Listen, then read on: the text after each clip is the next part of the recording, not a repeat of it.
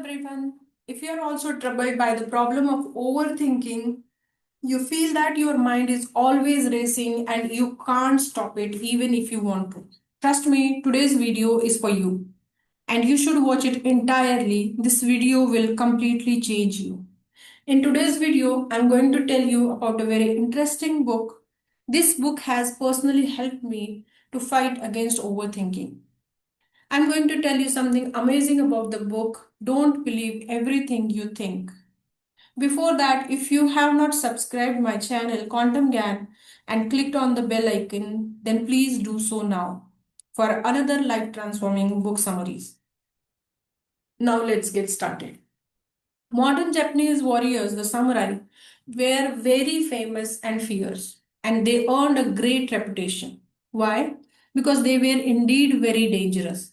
There is an interesting story related to this about a disabled but very smart samurai. That's why they understood one thing. If they ever went to war, they fought for them. It was very important not to have too much time for peace or overthinking. For example, if an enemy is approaching them who is about to kill them, and in that moment, those people started overthinking, meaning that enemy is coming. How big is the enemy? How big is the sword? While he strike me from here or from there? If they start fighting like that, they begin to think about time and start overthinking. So, this thing could have been dangerous for those people, and it was. Therefore, the samurai also started learning a concept with intelligence which is called machine. Machine is a basically state of no mind, or you can say it is a state of mind without mind, where a person let go of all their thoughts, anger, fear, ego, and all distractions. In this state, a person can take action based on instinct without any hesitation or overthinking anything. Learning for the samurai felt very important and they indeed learned it. One of the reasons was also that, which is why they became even more famous. Now, learning Mushin was an essential for the samurai. I think it is also very important for us to learn this. We people are also stuck in the problem of overthinking and distraction. From the book, there are six important lessons. So, these lessons are acronymed as machine. So, let's start. Now, I want to ask you one question. Don't think too much and answer immediately. How much money do you want to earn in a month? Now, let's get something done. Sure, if you have decided, go ahead and comment below. How much money do you want to earn without thinking too much? Now, let me tell you how you can earn money. Start thinking about that. If you want to pause the video for a moment and think little, then do it. Done. Now, notice something very interesting. When I ask you how much money do you want to earn, if you had spoken without thinking, you might have felt no stressed or felt some discomfort, frustration, or irritation once started thinking about it. You might have felt like, what? I have dreamt of earning millions and billions of rupees. How will I achieve that? Once you entered thinking mode, you must have started contemplating. Then you must have started feeling little pressure slowly. Now, if I'll tell you that I am going to giving you an hour of time to think about how you can earn this money. So trust me, after 1 hour, you might feel a lot of stress, burnout, you might feel like frustrated, and that's exactly what happens. So let's start with our first concept. Our first concept is about momentum. Don't believe everything you think. In this book, the author says that in both thought and thinking, you may be thinking that there is no difference, but there is a big difference between the two. Thoughts are noun while thinking is a verb.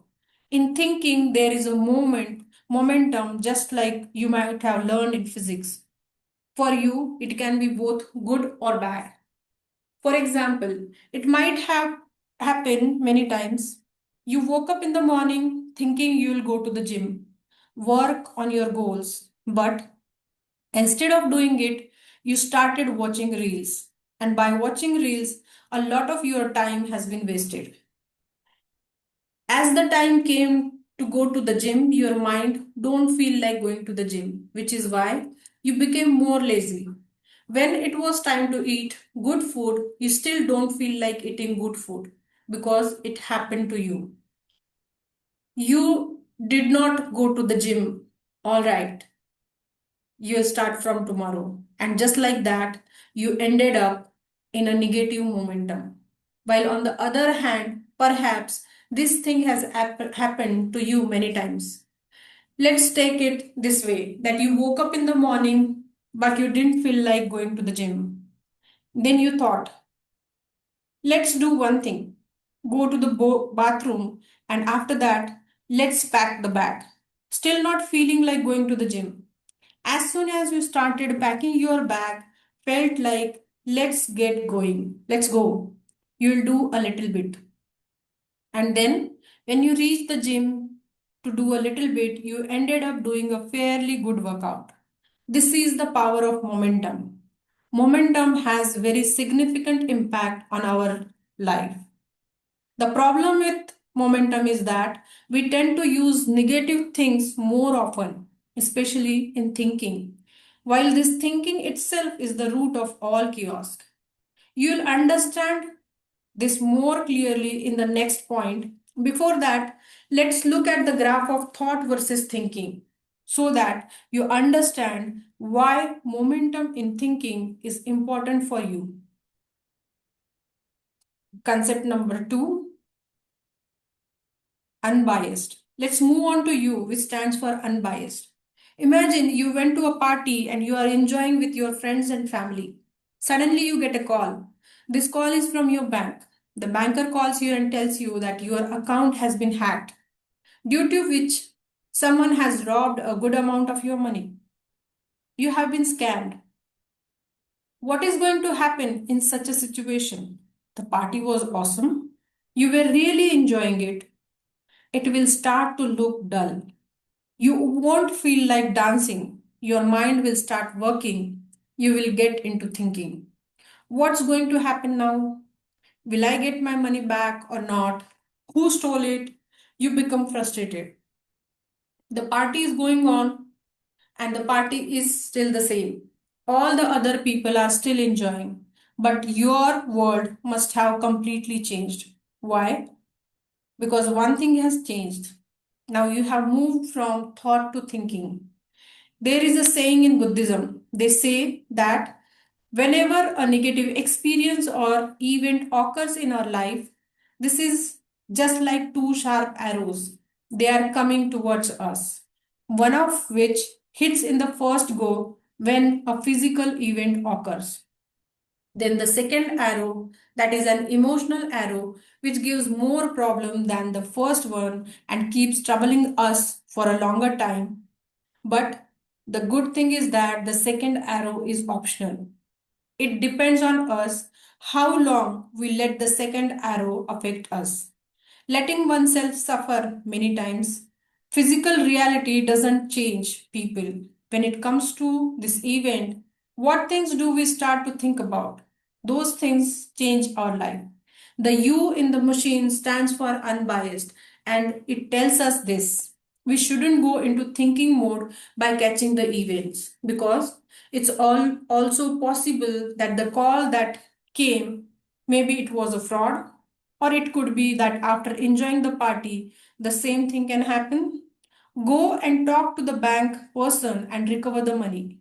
Whether the recovery happens or not, there's no benefit from thinking.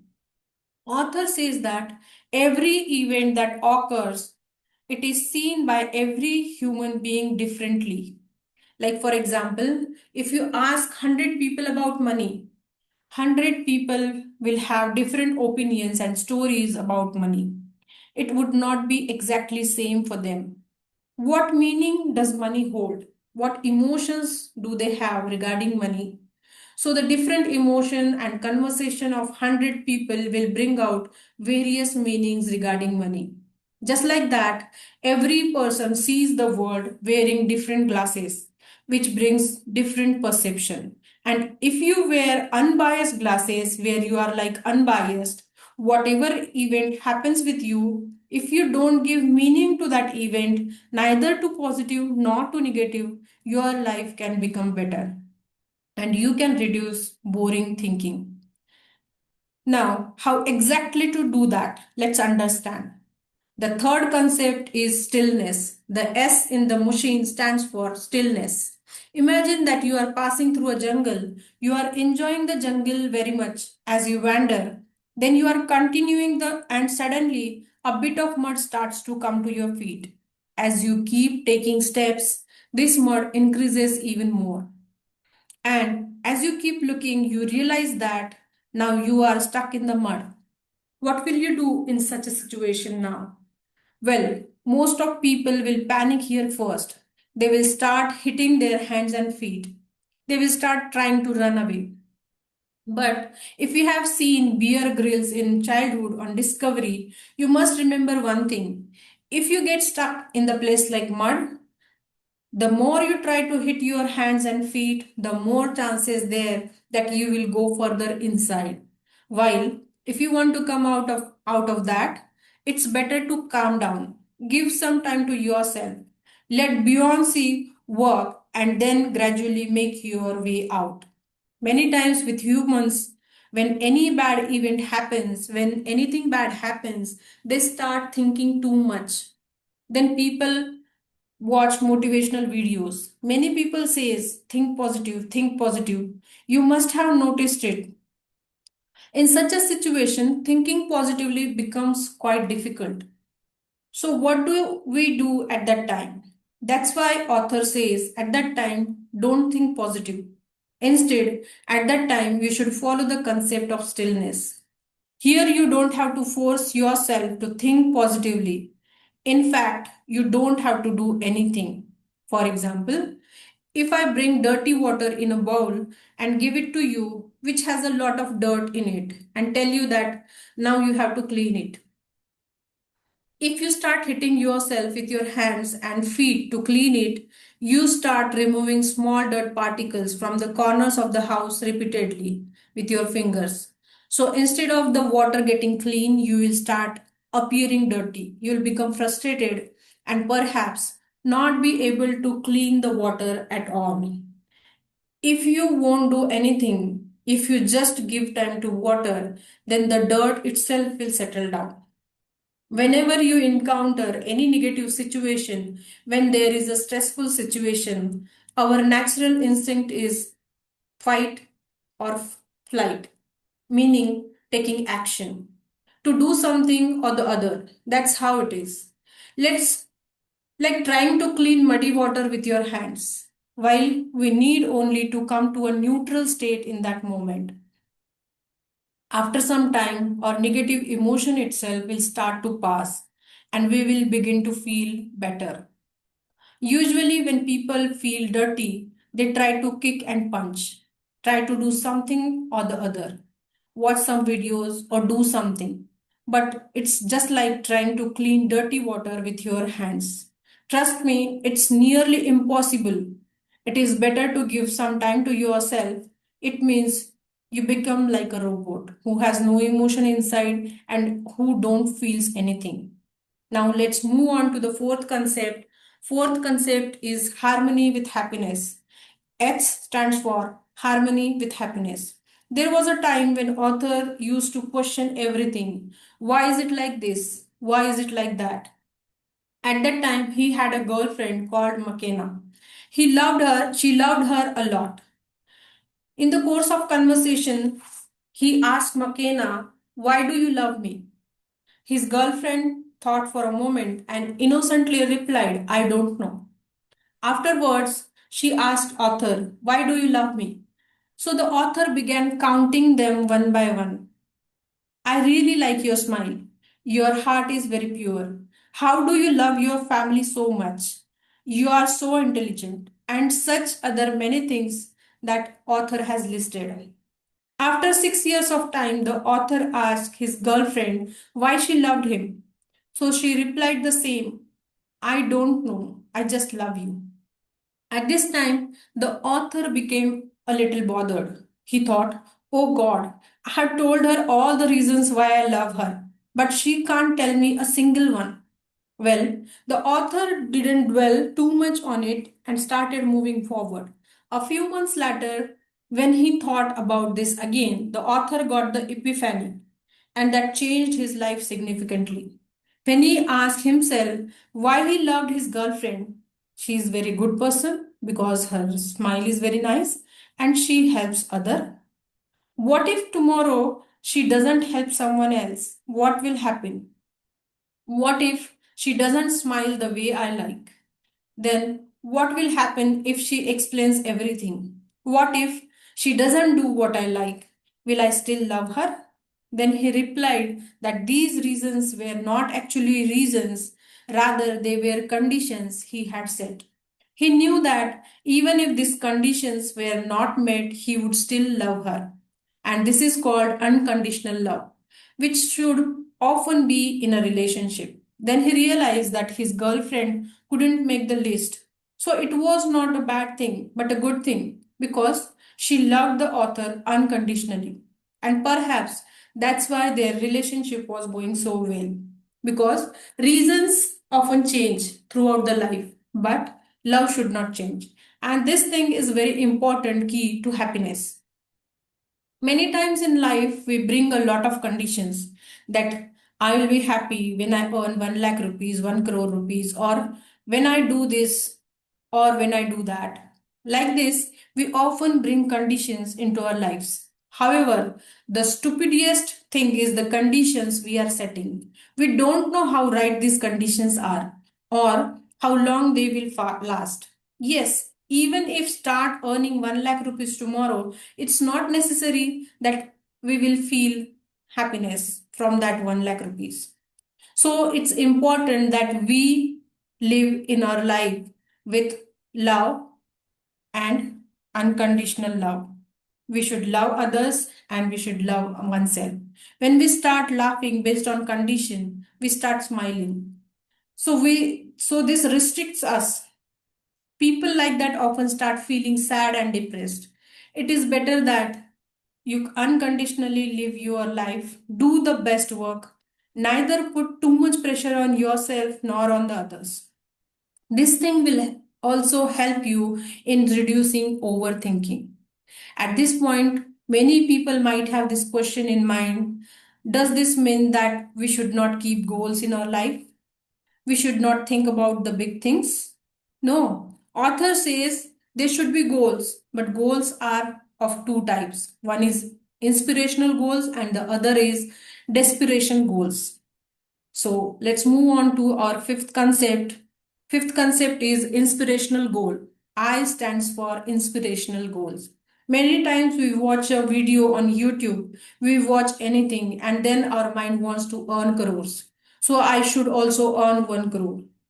If he is creating YouTube videos, then I should also create YouTube videos. If he is doing business, so I should also do business and earn 10 crores. And then in such a enthusiasm, we set goals, which author calls desperation goals. When we talk about such health, even in health, people set desperation goals. If I have become too fat, then okay. Now I will show by losing 10 kilos. After which, people cry in desperation in making their lives absolutely tough. They work like crazy. They lose 10 kgs and then achieve several goals again. Still, they do not find happiness, and those people gain back their weight. This thing happens with many people.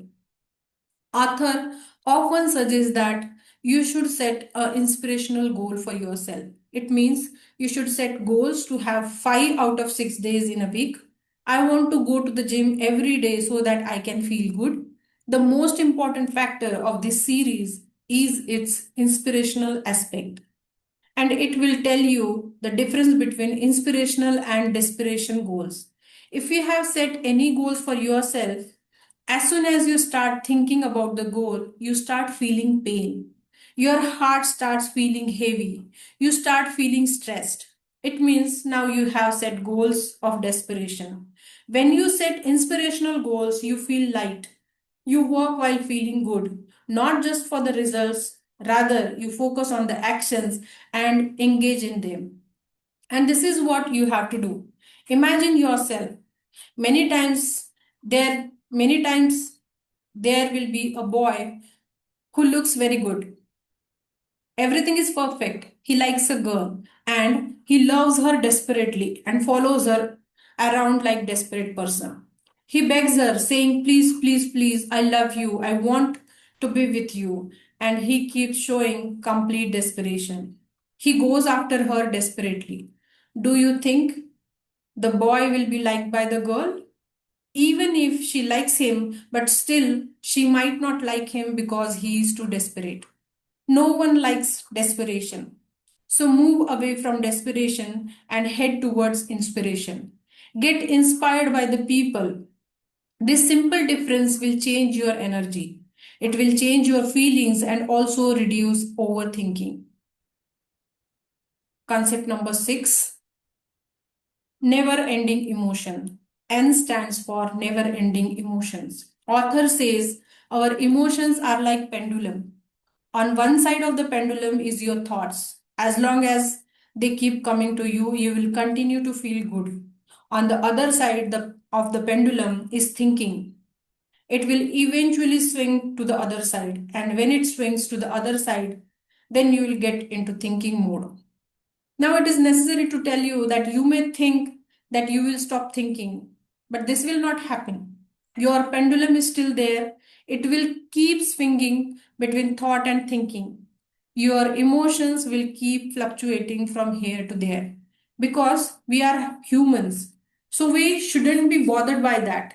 We should remember that our emotions will continue to fluctuate.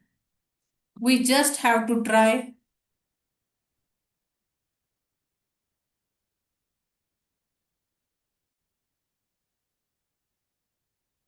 Now, it is necessary to tell you that you may think that you will stop thinking, but this will not going to happen.